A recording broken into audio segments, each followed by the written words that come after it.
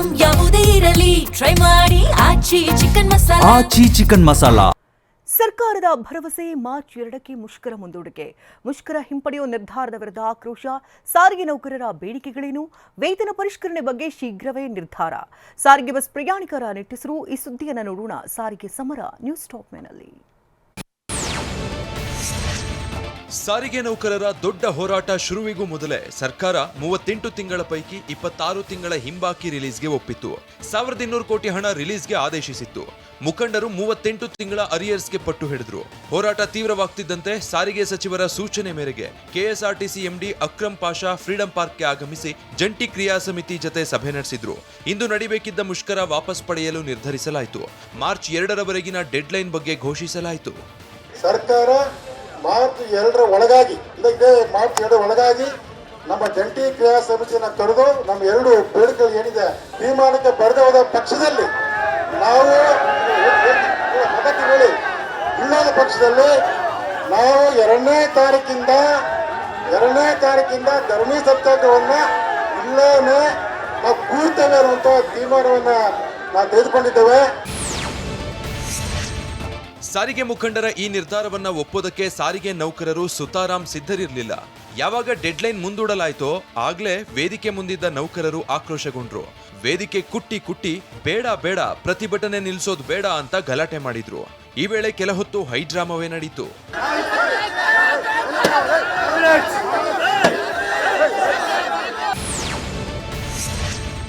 ಮೂವತ್ತೆಂಟು ತಿಂಗಳ ಅರಿಯರ್ಸ್ ನೀಡಬೇಕು ಅನ್ನೋದು ಸಾರಿಗೆ ನೌಕರರ ಬೇಡಿಕೆಯಾಗಿದೆ.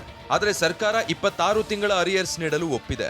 ಅರಿಯರ್ಸ್ ರೂಪದಲ್ಲಿ 1792 ಕೋಟಿ ಹಣ ನೀಡಬೇಕು ಅನ್ನೋ ಬೇಡಿಕೆ ಇತ್ತು. ಸದ್ಯ ಸರ್ಕಾರ 1271 ಕೋಟಿ ಹಣ ನೀಡಲು ತೀರ್ಮಾನಿಸಿದೆ. 2024ರ ಜನವರಿಯಿಂದ ವೇತನ ಪರಿಷ್ಕರಣೆ ಆಗಬೇಕು ಅಂತ ನೌಕರರು ಆಗ್ರಹಿಸಿದ್ರು. ಸರ್ಕಾರ 2025 ಏಪ್ರಿಲ್ನಿಂದ ವೇತನ ಪರಿಷ್ಕರಣೆಗೆ ನಿರ್ಧರಿಸಿದೆ.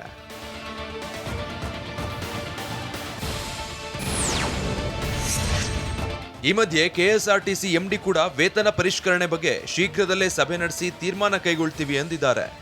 ಇನ್ಕ್ರೀಸ್ ಮಾಡಬೇಕು ಅನ್ನೋರ ಬಗ್ಗೆ ಯೂನಿಯನ್ಗಳ ಜೊತೆ ಚರ್ಚೆ ಮಾಡಿ ಮಾನ್ಯ ಸಚಿವರು ನಮ್ಮ 4 ಎಂಡಿಗಳು ಸೇರಿ ಶಾರ್ಟ್ಲಿ ಒಂದು ಸಭೆಯನ್ನು ಕರೆದು ಮುಂದಿನ ದಿನಗಳಲ್ಲಿ ಇದಕ್ಕೆ ಫೈನಲೈಸ್ ಮಾಡ್ತೀವಿ.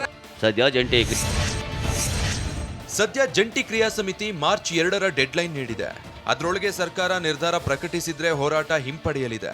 ಇಲ್ಲದಿದ್ರೆ ಮಾರ್ಚ್ 2ರಿಂದ ಮತ್ತೆ ಹೋರಾಟ ಶುರುವಾಗಲಿದೆ. ಅದೇನೇ ಇರಲಿ, ಇರುತ್ವಾ ಇಲ್ವಾ ಅಂತ ಆತಂಕದಲ್ಲಿದ್ದ ಪ್ರಯಾಣಿಕರು ನಿಟ್ಟುಸಿರು ಬಿಟ್ಟಿದ್ದಾರೆ. 4 ವರ್ಷಕ್ಕೊಮ್ಮೆ ಸಾರಿಗೆ ನೌಕರರ ವೇತನ ಪರಿಷ್ಕರಿಸಲಾಗುತ್ತೆ. 2020ರ ಜನವರಿಯಲ್ಲಿ ವೇತನ ಪರಿಷ್ಕರಣೆ ಆಗಬೇಕಿತ್ತು. ಆಗ ಕೊರೋನಾ ಒಕ್ಕರಿಸಿದ್ದ ಕಾರಣ ಅಂದಿನ ಬಿಜೆಪಿ ಸರ್ಕಾರ ವೇತನ ಪರಿಷ್ಕರಣೆ ಮಾಡಿರಲಿಲ್ಲ. 2023ರ ಚುನಾವಣಾ ವರ್ಷದಲ್ಲಿ ಅಂದಿನ ಸಿಎಂ ಬಸವರಾಜ ಬೊಮ್ಮಾಯಿ 15% ವೇತನ ಪರಿಷ್ಕರಿಸಿದ್ರು. 2020ರಿಂದ 23ರವರೆಗಿನ 3 ವರ್ಷಗಳ ಅರಿಯರ್ಸ್ ಬಾಕಿ ಉಳಿಸಿದ್ರು. ಈವರೆಗೂ 38 ತಿಂಗಳ ಬಾಕಿ ನೀಡಿಲ್ಲ ಅನ್ನೋದು ಸಾರಿಗೆ ನೌಕರರ ಕೂಗು. ಸಾರಿಗೆ ಸಚಿವ ರಾಮಲಿಂಗಾರೆಡ್ಡಿ ಅದು ಬಿಜೆಪಿ ಕಾಲದ ಬಾಕಿ ಅಂತ ತಿವಿದಿದ್ದಾರೆ. ಇದಕ್ಕೆ ತಿರುಗೇಟ್ ಕೊಟ್ಟಿರೋ ಅಶೋಕ್, ಕರೋನಾ ಸಂದರ್ಭದಲ್ಲಿ ಲಾಸ್ ಆಗಿತ್ತು, ಆದ್ರೂ ನಮ್ಮ ಮೇಲೆ ಗೂಬೆ ಕೂರಿಸ್ತಾ ಇರೋದು ನಾಚಿಕೆಗೇಡಿತನ ಅಂತ ಗುಡುಗಿದ್ದಾರೆ. ನೌಕರರು ಸಂಘದವರು ರೆಟ್ರಾಸ್ಪೆಕ್ಟಿವ್ ಮಾಡಬೇಕು 1/1/20 ಅಂತ ಇವ್ರು ಹೇಳ್ತಾರೆ. ಇವ್ರು ಹೇಳೋ ಸರಿ ಇತ್ತು.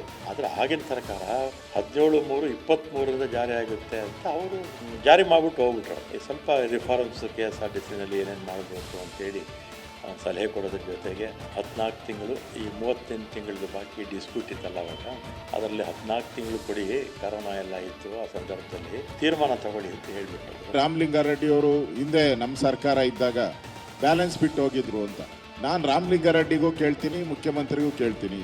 ನೀವು 2018ರಲ್ಲಿ ಬಿಟ್ಟು ಹೋದಾಗ ಏನೇನು ಸಾಲ ಬಿಟ್ಟು ಹೋಗಿದ್ರಿ? ಲಾಭದಲ್ಲಿದ್ದಂಥ ಸಂಸ್ಥೆಯನ್ನ ಲಾಸ್ ಮಾಡಿದವ್ರು ನೀವು.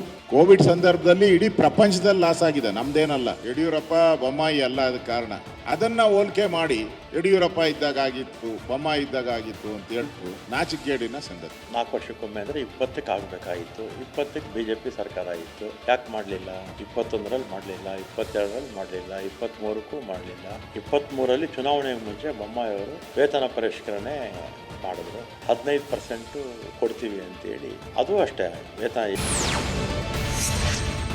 ಸದ್ಯ ಕಾಂಗ್ರೆಸ್ ಅಧಿಕಾರಕ್ಕೆ ಬಂದ ನಂತರದ 26 ತಿಂಗಳ ಅರಿಯರ್ಸ್ ಕೊಡಲು ಸರ್ಕಾರ ಒಪ್ಪಿದೆ.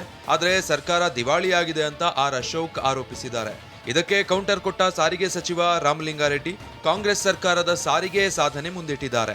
ನೌಕರರ ಬೇಡಿಕೆ ಈ ಸರ್ಕಾರ ಬಂದಾಗಿಂದನೂ ಕೂಡ ಆ ಬೇಡಿಕೆಯನ್ನ ನಾಳೆ ಬಾ ನಾಳೆ ಬಾ ನಾಳೆ ಬಾ ಅಂತ ಹೇಳಿ ರಾಮಲಿಂಗಾರೆಡ್ಡಿ ಅವರು ಮುಖ್ಯಮಂತ್ರಿಗಳು ಮುಂದೂಡ್ತಾ ಇದ್ರು. ಕಾರಣ ಸರ್ಕಾರದ ಖಜಾನೆಯಲ್ಲಿ ಹಣ ಇಲ್ಲ, ಖಾಲಿ ಆಗಿದೆ. ನಮ್ಮ ಸರ್ಕಾರ ಬಂದ ಮೇಲೆ 7,800 ಬಸ್ ತೊಗೊಂಡಿದ್ವಿ, 10,000 ಜನ ರಿಕ್ರೂಟ್ಮೆಂಟ್ ಮಾಡಿದ್ದೀವಿ, ರಿಟೈರ್ಡ್ ಎಂಪ್ಲಾಯೀಸ್ 224 ಕೋಟಿ ಕೊಟ್ಟಿದ್ದೀವಿ, ಮತ್ತು ಅವರು ಏನು 28 ತಿಂಗಳು 38 ತಿಂಗಳು ಅಂತಾರಲ್ಲ ಅದರಲ್ಲಿ 24 ತಿಂಗಳು ಕೊಡೋದಕ್ಕೆ ಒಪ್ಕೊಂಡಿದ್ದೀವಿ.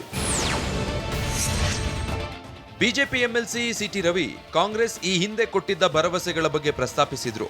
ಕೊಟ್ಟ ಮಾತು ಉಳಿಸ್ಕೊಳ್ಳಿ, ವಿಶ್ವಾಸಘಾತುಕತನ ಮಾಡಬೇಡಿ ಎಂದಿದ್ದಾರೆ. ಆದರೆ ಡಿಸಿಎಂ ಡಿಕೆ ಮಾತ್ರ ಅಷ್ಟಾದ್ರೂ ಕೊಟ್ಟಿದ್ದೀವಲ್ಲ, ಖುಷಿ ಪಡಬೇಕು ಅಂತ ಹಾರಿಕೆ ಉತ್ತರ ಕೊಟ್ಟಿದ್ದಾರೆ. ಈ ಮಾತಿಗೆ ಕೆರಳಿದ ಸಿಟಿ ರವಿ, ನಿಮ್ಮ ಜೇಬಿಂದ ಕೊಡ್ತಾ ಇದ್ದೀರಾ ಅಂತ ಪ್ರಶ್ನಿಸಿದ್ದಾರೆ. ಹಿಂದೆ ಅವರು ಚಳವಳಿ ಮಾಡಿದಾಗ ಇವರು ಅರಿಯರ್ಸ್ ಕೊಡ್ತೀವಿ ಅಂತ ಕಮಿಟ್ ಮಾಡ್ಕೊಂಡಿದ್ರು. ಈಗ ಅರಿಯರ್ಸ್ ಕೊಡದೇ ಇರೋದು ಸಾರಿಗೆ ನೌಕರರಿಗೆ ಅವರ ಮಾತಿಗೆ ವಿಶ್ವಾಸಘಾತಕತನ ಮಾಡ್ದಂಗೆ ಆಗತ್ತೆ. ವಿಶ್ವಾಸಘಾತಕತನ ಮಾಡಬೇಡಿ. ಸದ್ಯ ಅಷ್ಟು ಕೊಟ್ಟಿದ್ದಾರಲ್ಲ, ಸಂತೋಷ ಪಡಬೇಕು. ಸರ್ಕಾರದ ಪರಿಸ್ಥಿತಿ ಅರ್ಥ ಮಾಡ್ಕೋಬೇಕು. ದಯವಿಟ್ಟು ಸಾರಿಗೆ ನೌಕರೆಲ್ಲ ಸಹಕಾರ ಮಾಡಬೇಕು ಅಂತೇಳಿ ನಾನು ಮನವಿ ಮಾಡ್ತೇನೆ. ಏನು ಅವ್ರ ಜೋಬಿಂದ ಕೊಟ್ಟವರ ಸಂಬಳ ಕೊಡೋದು ದೊಡ್ಡ ಸಂಗತಿನ? ಹಿಂಬಾಕಿ ಕೊಡ್ತೀವಿ ಅಂತ ಕಮಿಟ್ ಮಾಡ್ಕೊಂಡಿದ್ರ ಇಲ್ವಾ? ಕೊಡ್ಬೇಕಲ್ಲ, ಕಮಿಟ್ ಮಾಡ್ಕೊಂಡಿದ್ದ ಪ್ರಕಾರ ಕೊಡಿ.